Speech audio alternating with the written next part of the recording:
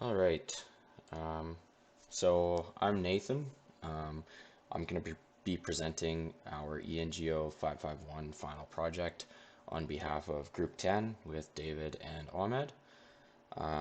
So yeah, first I'm just going to go through a bit of the code here and then I'll show how it actually works. So in my main HTML file, we have all of the different tags that are needed for this project. So we have the leaflet tags are the first ones there. We have Bootstrap, and then my own kind of my own CSS file that I made, as well as jQuery for our JavaScript files as well. And then the actual web page is super simple. So it's just a map and then an info bar on the left hand side, which is kind of changing depending on what you do on the map. And I'll go into that in a second. But yeah, so I just got it's just a plain web page with a map, and then on the left hand side we have a toolbar or a taskbar basically, which is where our irrigation suitability reports, is what we call them, are going to go. And then I've linked my main JavaScript file down there, so I'll just go to that next.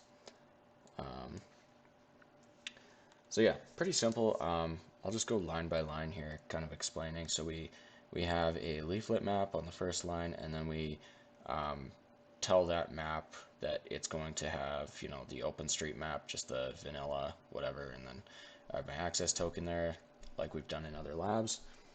So then I create the marker group and my drawn items group, which are important because I'm going to be drawing on this map different property boundaries and things like that. So I add those layer groups to the map, and then here, starting on line 15, we have a toolbar for different types of creating objects or shapes, I guess. So we have a polygon one, and then a rectangle here. Those are the two. The polyline, circle, and the marker are all invisible,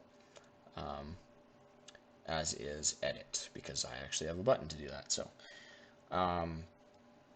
and then here is just the control, I guess you would call it, for what happens when a shape, which is in that drawn items feature group, is edited or created.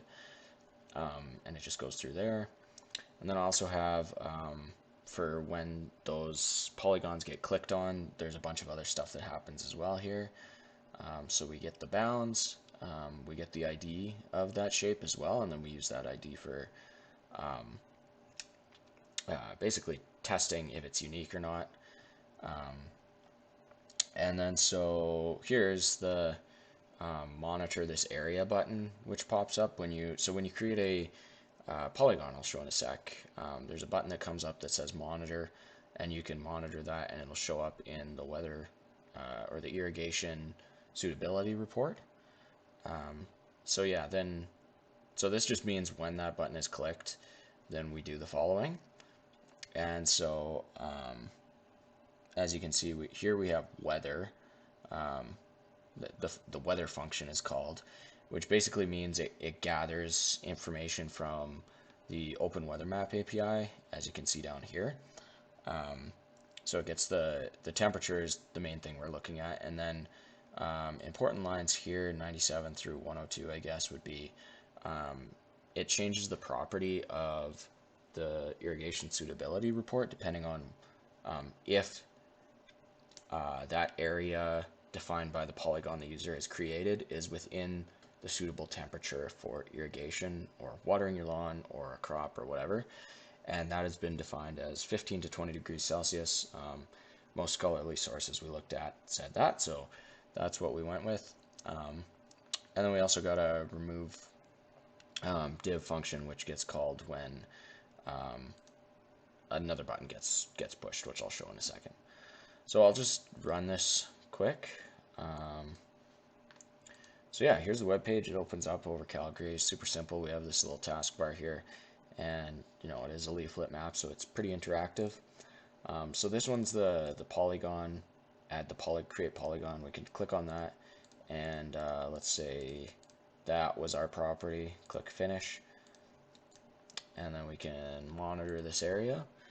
and then we get a weather report that comes up, and it changes color when I hover over it.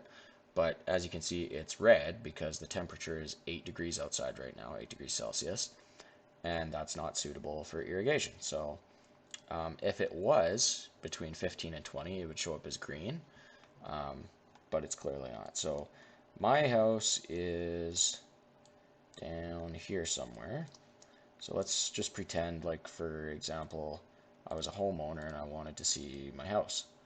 So I would create a polygon like that, and then, same thing, monitor that area. Multiple polygons and properties can show up there, so it's good for commercial landlords who have a bunch of different properties that they need to monitor, or just, a private resident, or even like farmers. Like, let's say you had a quarter section or something like right here, you could add that as well.